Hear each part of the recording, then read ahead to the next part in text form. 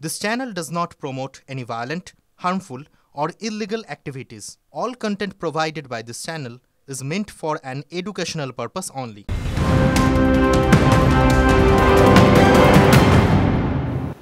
এবার শুরুতেই যে ব্রেকিং নিউজ আসছে আপনাদেরকে জানিয়ে রাখি, বিজেপি করার জন্য এবার চাষেও বাধা, বাড়ি ভাঙচুরের অভিযোগ। কোথাকার ঘটনা আপনাদেরকে জানিয়ে রাখি, নারায়ণগড় ব্লকে মকরমপুর 15 থেকে 20টি পরিবারের ওপর ফতোয়া জারির অভিযোগ। জেলা শাসকের দ্বারস্থ ভুক্তভোগী পরিবারের সদস্যরা ভোটের ফল বেরোনোর পর থেকেই বাড়ি দোকানঘর ভাঙচুরের অভিযোগ অস্বীকার করেছে তৃণমূল। এমসে যেতে হয়, মাসে 3000 টাকা করে রাখা হয় লাগে, আর পয়সা করি কিছু নেই। আবার পরশু রাত্রে দোকানটা ভেঙে দিয়েছে। দোকান ওই আমাদের অঞ্চল সভাপতি, ওই লক্ষ্মী শিখলো অঞ্চল সভাপতি আমাদের, ওইটা তৃণমূলের দলে। আমার দোকানটা কিসের জন্য বন্ধ হবে? বলছে আপনার ছেলে বিজেপি করে। আমি বলছি ছেলে বিজেপি করছে তো আমাদেরকে কেমন ছেলের জন্ম দিয়েছো? বাপ মার কথা শুনেনি? আপনি ছেলে আজকালের ছেলে বড় হয়েছে, সে কী করবে সে তো আমি বলতে পারবো না। যে আমার দোকান বন্ধ রেখেছে, আমি খেতেও পাচ্ছি না স্যার, এত পয়সার অভাব। ঘরটা ভেঙে দিয়েছে তৃণমূলের অঞ্চল সভাপতি লোক পেটে। এই আমরা বিজেপি করি, চাষ বন্ধ, কোনো নেওয়ালও বন্ধ, টোটালটা একদম বন্ধ সব কিছু। দোকানদানি যাচ্ছি, সেখান থেকে হুমকি, সকালবেলা দিনের বেলা কি রাত্রেবেলা ঘরে থাকা যাচ্ছে না। সন্ত্রাসের মতন মুখ বাইন্দে সব চলছে। লোকেশিট থাকছে অঞ্চল সভাপতি। চাষবাস বন্ধ, ছেনাকে মজুর খাটতেও দেয়নি, সব বন্ধ। ও লক্ষ্মীবাবু। টিএমসি। আমরা বিজেপি করি বলে। কোথাও যদি এই ধরনের ঘটনা ঘটে, আমার কাছে নির্দিষ্ট তথ্যভিত্তিক তালিকা দিক। যদি কারো চাষাবাদ বন্ধ থাকে, চাষ করে দেওয়ার দায়িত্ব আমি নেব। আমি নিজে দাঁড়িয়ে থেকে তাদের চাষ করাবো। যদি কেউ ঘর ছাড়া থাকে আমাকে বলুক, তাদের ঘর ফিরে দেওয়ার দায়িত্ব আমার। কিন্তু আজ পর্যন্ত বিরোধী দলের যারা এই ধরনের কথা বাজারি বা বাজারকে গরম করার জন্য টিভি, প্রিন্ট মিডিয়া, ইলেকট্রনিক্স মিডিয়ায় বলছে, আমিও আপনাদের মাধ্যমেই বলেছিলাম যে যদি এরকম থাকে আমাকে দিক না তালিকা, তাদের ঘরে ফিরে দেওয়ার দায়িত্ব আমার, তাদের চাষাবাদ যারা করতে পারে তার দায়িত্ব আমার। তারপরেও আমি বলছি, প্রশাসনের কাছে সুনির্দিষ্ট আকারে অভিযোগ করুন, প্রশাসন আপনাদের পাশে আছে। অন্যদিকে আবারও শাসক দলের প্রতিনিধির দাদাগিরির ছবি সামনে চলে এসেছে। এবার পঞ্চায়েত অফিসের মধ্যে সচিবকে ধরে মারধর করা হয়, অভিযোগ এমনটাই। তৃণমূলের উপপ্রধান সহ বেশ কয়েকজন পঞ্চায়েত সদস্য এবং তাঁদের স্বামীদের বিরুদ্ধে বেধড়ক মারধরের অভিযোগ। মারধরের পাশাপাশি প্রাণনাশের হুমকিও দেওয়া হয় বলে অভিযোগ। আর সেই মারধরের ছবি এবং সেই ভিডিও ভাইরাল হয়ে গিয়েছে এবং সেই ছবি ভাইরাল হতে জোর বিতর্ক। উপপ্রধানকে ফোন করে, উপপ্রধান সাহেব ছুটে আসে, এসে আমাকে প্রধানের ঘরে ডাকে। আমি প্রধানের ঘরে যখন যাই, প্রধানের ঘরে যাওয়ার আগেই উনি ঘর থেকে বেরিয়ে এসে আমার ধাক্কাধাক্কি করে, প্রচুর মারধর করে। তার সঙ্গে কিছু সাঙ্গভঙ্গ ছিল, মেম্বারের স্বামী, কিছু মেম্বার। এবার বলা ছিল ধরে মার্ডার করার হুমকি দেয় সঙ্গে সঙ্গে। এরপর এটা কি কর্মরত অবস্থায় হয়েছে? কর্মরত অবস্থায়, তখন 5টা 5:15 বাজে আগের মধ্যে আছে। এরপরে আমি অফিসে আসলে আমার সিকিউরিটি কে দেবে সেই নিয়ে আমি বিডিও স্যারের সঙ্গে কথা বলবো, ওনাকে লিখিতভাবে কমপ্লেন করবো। ঘটনার পর ডিমান্ড বলতে আমি তো আমার উদ্যোগন কর্তৃপক্ষ বিডিও স্যারকে জানিয়েছি, সংগঠনকে জানিয়েছি, তারা যেহেতু আশ্বাস দিয়েছে সেই জন্য আমি আর নিজের থেকে সেরকমভাবে কিছু এগাচ্ছি না। শাস্তি বলতে আমি তো জানিয়েছি উপরমহলকে, তারা কী ব্যবস্থা নিয়ে দেখি। সহকর্মী শুভেন্দু এই মুহূর্তে রয়েছেন আমার সঙ্গে। শুভেন্দু, জানতে চাইবো যে এখনো পর্যন্ত এই ঘটনা ঘটার পর যাদের দিকে অভিযোগের আঙুল এবং যারা অভিযোগ করছেন, এই দুপক্ষের আর কি বয়ান পাওয়া গিয়েছে? এই ঘটনার এখনো পর্যন্ত লেটেস্ট আপডেট কি?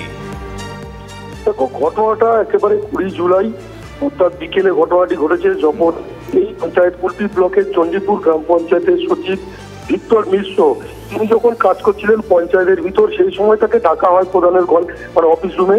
এরপরে তার উপর চড়াও প্রধান এবং একাধিক পঞ্চায়েত সদস্য এবং সদস্যদের স্বামী তার উপর চড়াও হয়ে মারধর করে।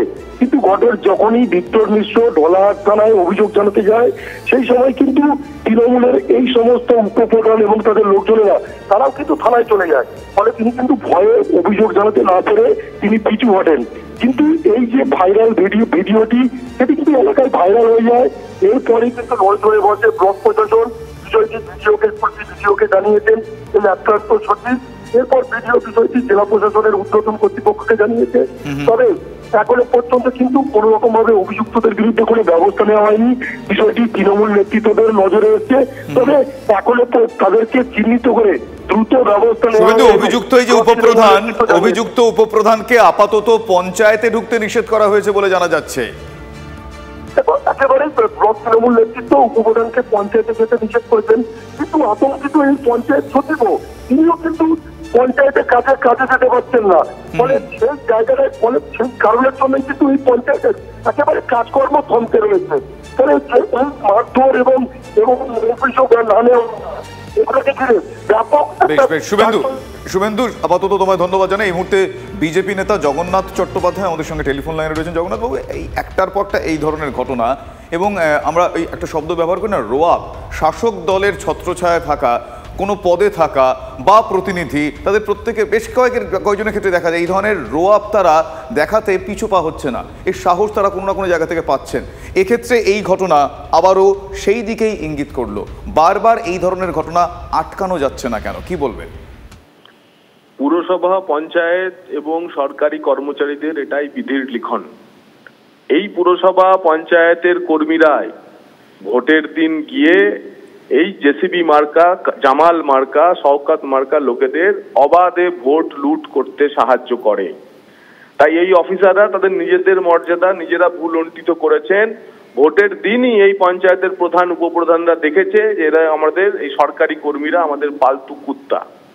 এবং আজ যেটা সাধারণ পঞ্চায়েত কর্মীর ক্ষেত্রে হচ্ছে, অপেক্ষা করুন, এরপর জেলা শাসক, পুলিশ সুপার, থানার আইসিদের এইভাবে পেটাবে হচ্ছে স্থানীয় স্তরের তৃণমূল নেতারা। কারণ এটা রোয়াব না। এই পশ্চিমবঙ্গের পরিস্থিতি সম্পর্কে কলকাতা হাইকোর্টের সাংবিধানিক বেঞ্চই মন্তব্য করে গেছে যে রাজ্যে আইনের শাসন চলে না, রাজ্যে শাসকের আইন চলে।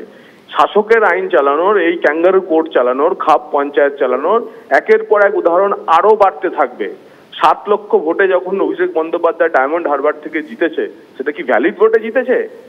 এই তো এই পঞ্চায়েত আর পুরসভার কর্মীরাই ভোট লুট করতে সাহায্য করেছিল। এখন তার কিছুটা মূল্য তো তাদের চোকাতে হবেই। ধন্যবাদ জগন্নাথ বাবু। ঊর্ধ্বতন কর্তৃপক্ষকে জানিয়েছেন, আশ্বাস মিলেছে বলে জানিয়েছেন পঞ্চায়েত সচিব ভিক্টর মিশ্র। কিন্তু তৃণমূলের তরফ থেকে এই গোটা ঘটনা কি প্রতিক্রিয়া দেওয়া হয়েছে, শোনাবো। আমাদের উপর যখন আক্রমণ হচ্ছে, আমাদের কিভাবে সেটাকে ট্যাকেল করতে হবে আমরা দেখছি। এই ঘটনার তীব্র নিন্দা করছি। হ্যাঁ, আইনত শাস্তি হোক, আমরাও চাই।